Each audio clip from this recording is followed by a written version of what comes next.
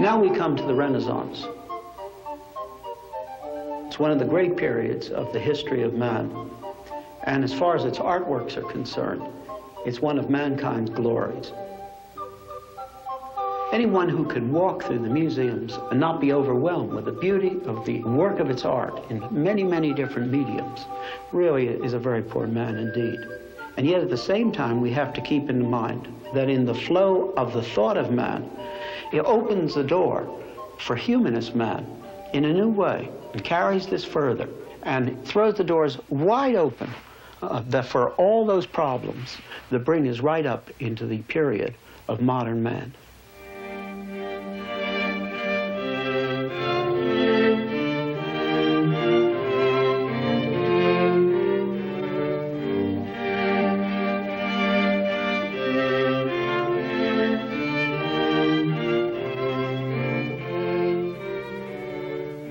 All through history, the artists have done two things. They have reflected their culture, sometimes much more accurately than the writers, even the philosophers. And secondly, often they provide the way for the next step that's coming in culture. So sometimes they're a prophet, but always they're exhibiting that which is the culture of that day. The change that came with the Renaissance can clearly be observed in art. Up to that time, Florentine painting had been like Byzantine art, but even less polished, flat, and without depth. And people were not portrayed realistically as real people.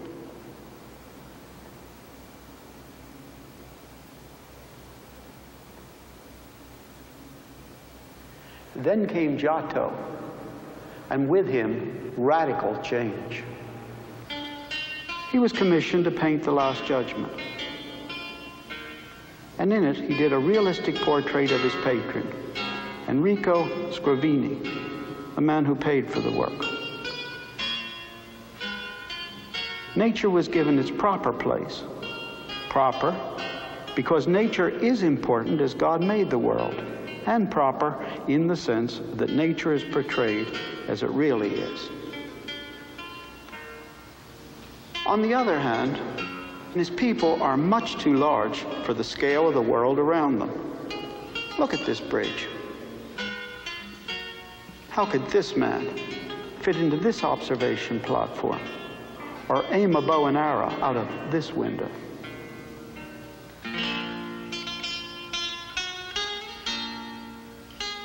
The same man who painted this designed the beautiful bell tower, the Campanile, next to the cathedral in Florence. A painter who creates buildings.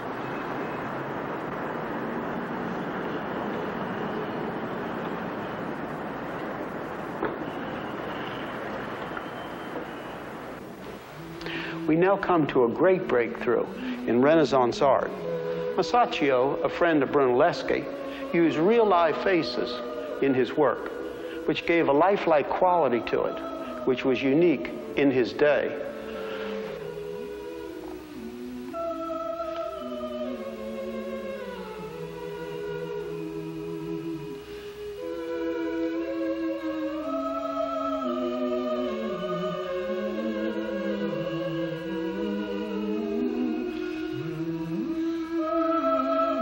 The painters who preceded Masaccio, including his own teacher, Marcellino, painted their figures seemingly on tiptoe. Masaccio had the feet of his people planted firmly on the ground.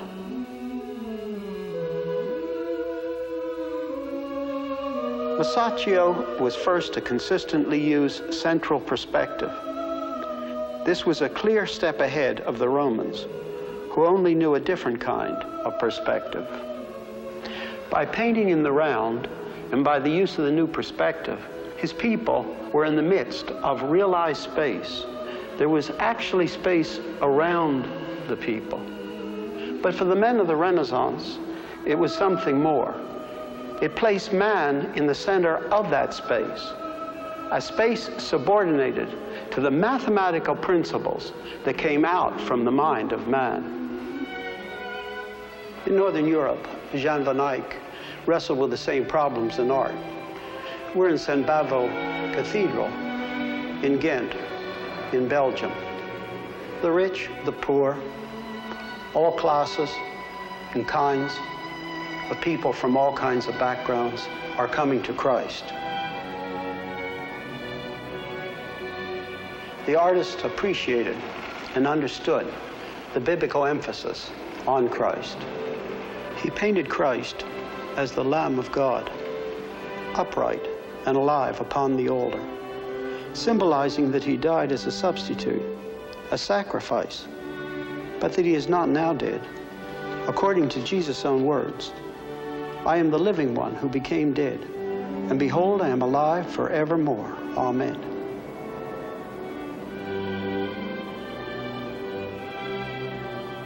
Van Eyck mastered light and air, and was the first great master of landscape painting.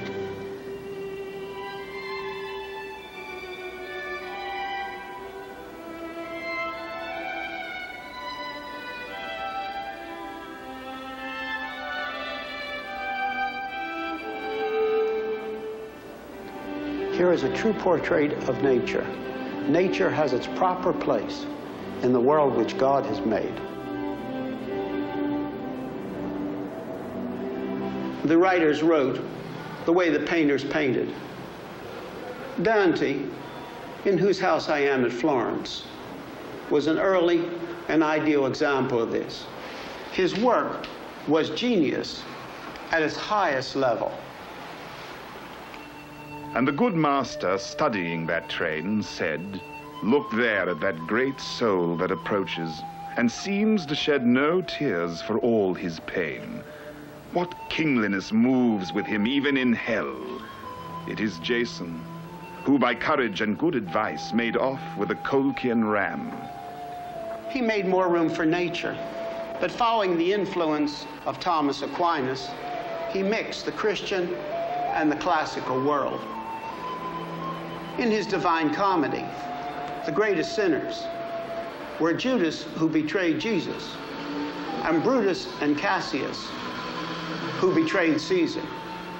In his own life, the problem of individual things versus meaning and values was clearly demonstrated.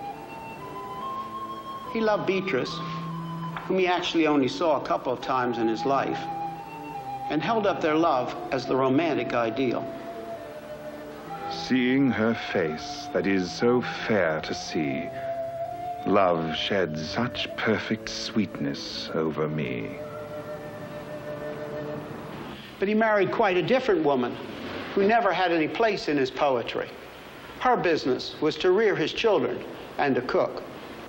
Although the writers of the time understood that sensual love required the spiritual, if it was to be more than merely a physical response of the passing moment, yet nevertheless they allowed these two to be divided into two parts: the physical love and the idealized spiritual love. For Dante and the other writers of his time, they had two views of love. One, the idealized spiritual love directed toward a disembodied phantom, and the other, a dray horse of a woman who kept her man's house and shared his bed. This produced not beauty, but ugliness. The Dome of Florence. Brunelleschi designed and built it. It brought together great artistic triumph with an overwhelming feat of engineering.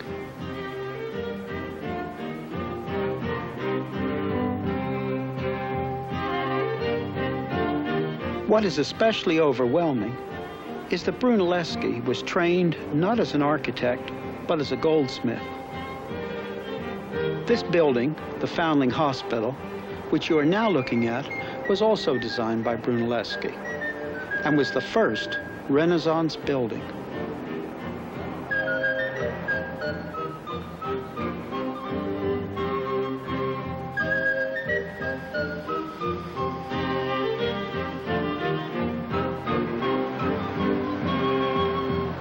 More emphasis was placed upon man. We know very little about those who built the Gothic cathedrals, who wrote the Gregorian chants. But now the artist himself became important. Here is a biography of Brunelleschi, and some of his contemporaries wrote autobiographies. Sculptures, portraits, and even self-portraits of the artists began to be made. At the beginning of the Renaissance, it could have gone either way. Nature could have had its proper place, man could have been in his proper place, and would have been absolutely beautiful.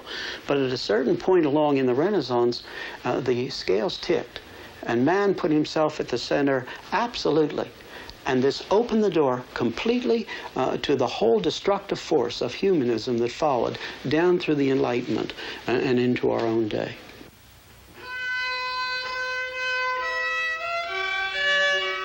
Music was another large and important area in the time of the Renaissance.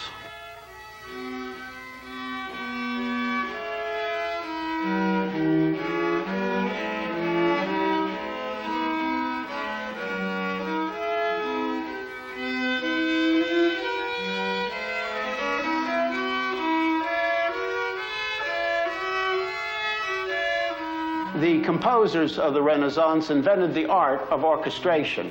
Not only did each instrument play a different voice, but a different melody line.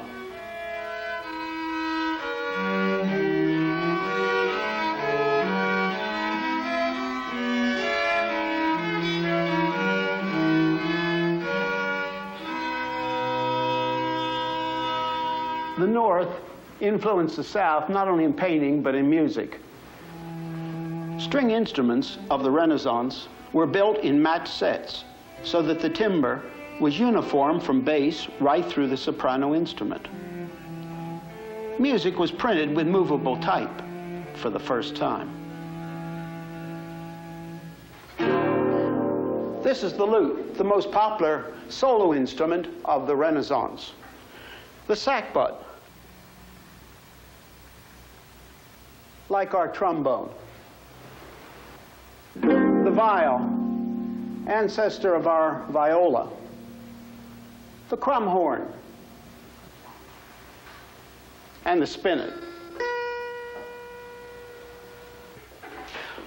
Up to this time, things could have gone in one of two ways.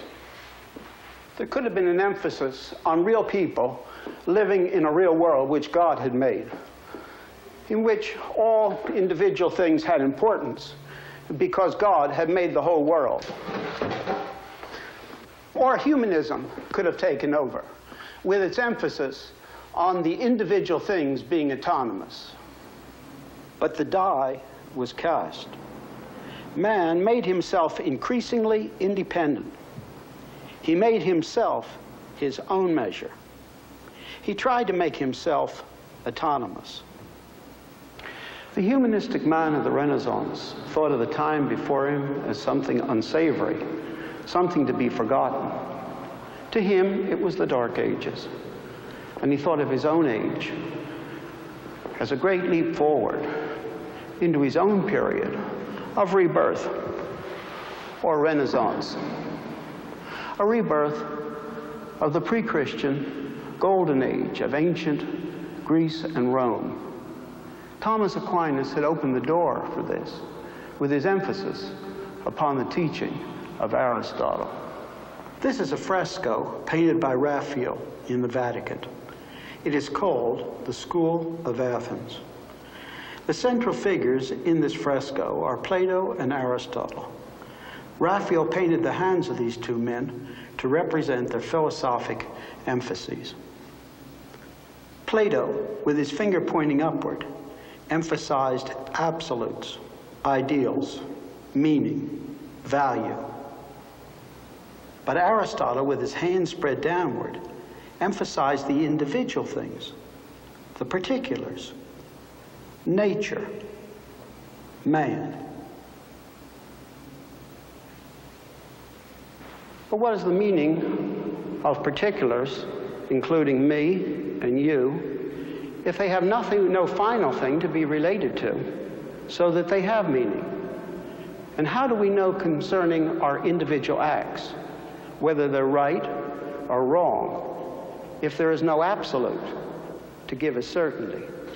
The dilemma between any form of humanism and biblical Christianity, it really rests at the question of whether we have to begin from man alone as autonomous and then build everything from that, or whether there's truth from another source, which is an absolute truth, and which therefore is not relative.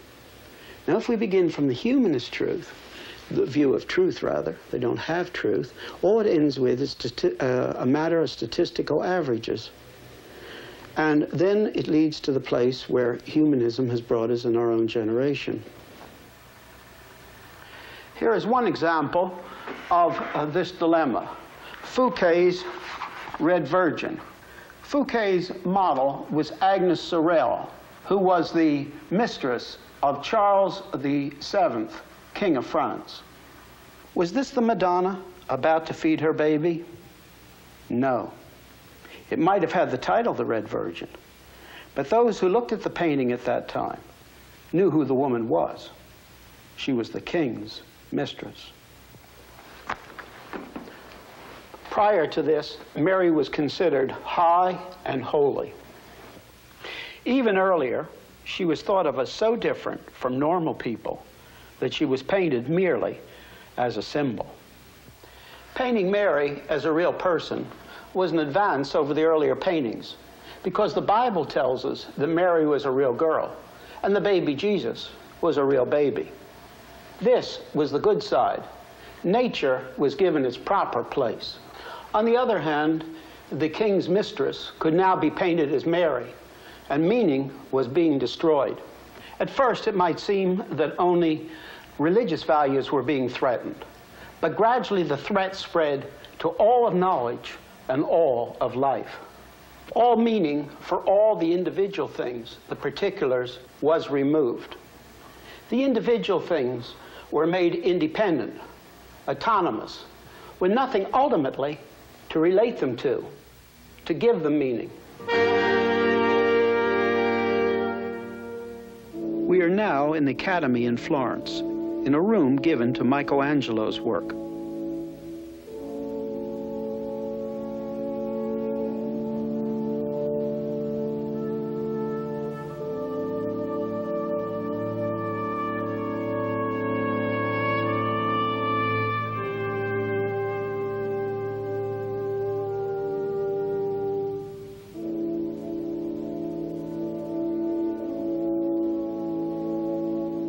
On either side, we see Michelangelo's statues called the captives. These used to be called unfinished statues, but now many scholars agree that they were left to say what Michelangelo wanted them to say. Man is tearing himself out of the rock. Mankind will be victorious. As one passes these statues, we come to the focal point of the room, the magnificent statue of David.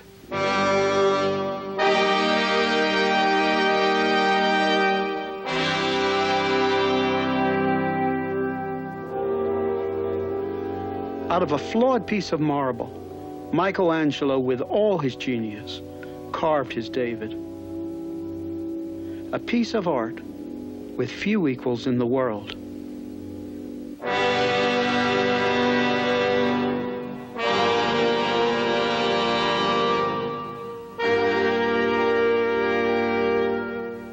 But this isn't the biblical David, but rather the personification of the humanist ideal, the greatness of man.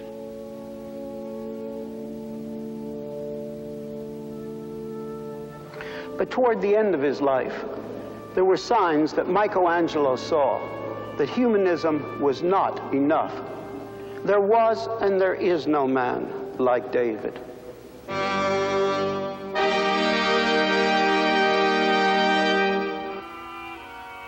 It is thought that in the Pietà in the cathedral in Florence, he put his own face on Nicodemus as he was bending over Christ.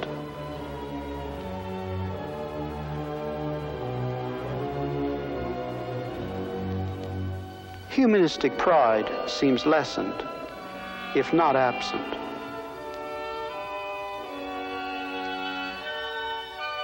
We now come to another great giant of the Renaissance, Leonardo da Vinci.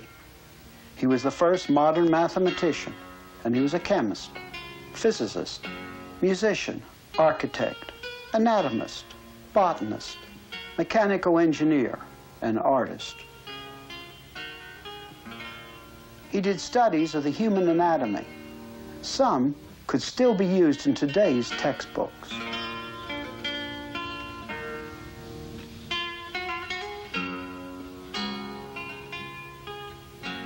He was the embodiment of the true Renaissance man. He could do almost everything and do it well.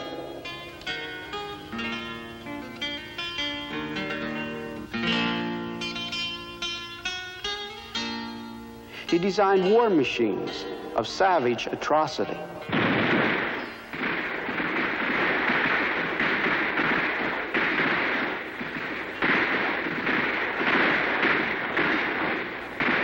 He designed the ball bearing.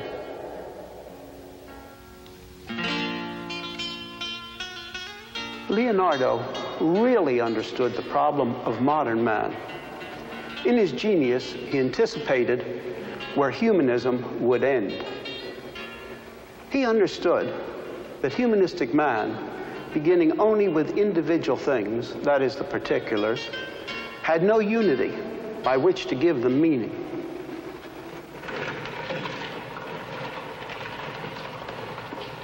He understood that beginning humanistically with mathematics, one is left with individual things. And having only individual things, one could never come to universals or to meaning. Instead, one is left with mechanics.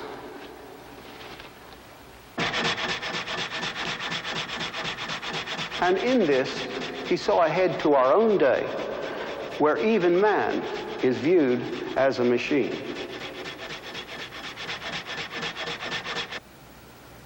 Then Leonardo thought that perhaps the painter, the sensitive man, could come to meaning. So he tried and tried to portray the soul.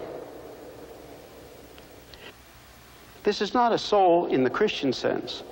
Rather, he was trying to capture visually the universals from the particulars he observed. He failed. We're back to Raphael's school of Athens. Aquinas' teaching led to man trying to be independent, autonomous, and this led to Renaissance humanism. Leonardo, in all his brilliance, felt the problem and struggled to find universals. Leonardo and all of humanism had been so sure that man, beginning only from himself, could solve every problem. Its cry was, "I can do what I will, just give me till tomorrow." But in his old age, Leonardo, in his brilliancy, saw the coming defeat of humanism. As a man thinketh, so is he. And humanism had already begun to show its natural conclusion was pessimism. When Francis I, King of France, took Leonardo to France, we find Leonardo in despondency.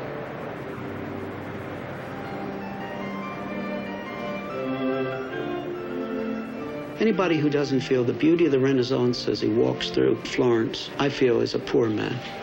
And I love to go to Florence and walk through the museums and just walk through the streets. But on the other hand, one who only sees the beauty and the glory of the Renaissance, in which man was increasingly making himself autonomous, if you don't feel the weakness of this, you also don't understand the Renaissance. Humanism invariably ends in despair if you begin with that which is finite. No matter how far you project it, you can never come to an absolute. Never. In the light of the humanist dilemma, there is only one real solution: to turn to this book as truth. Turn to the Bible, not just as an abstract religious thing, but as truth. It doesn't change. It speaks to the culture of that particular day. It's never old-fashioned. It speaks to the most current topics, and yet it is always rooted in the same thing: the existence of this infinite personal God, and his having spoken, and then, of course, for man's personal need in the death of Christ for him.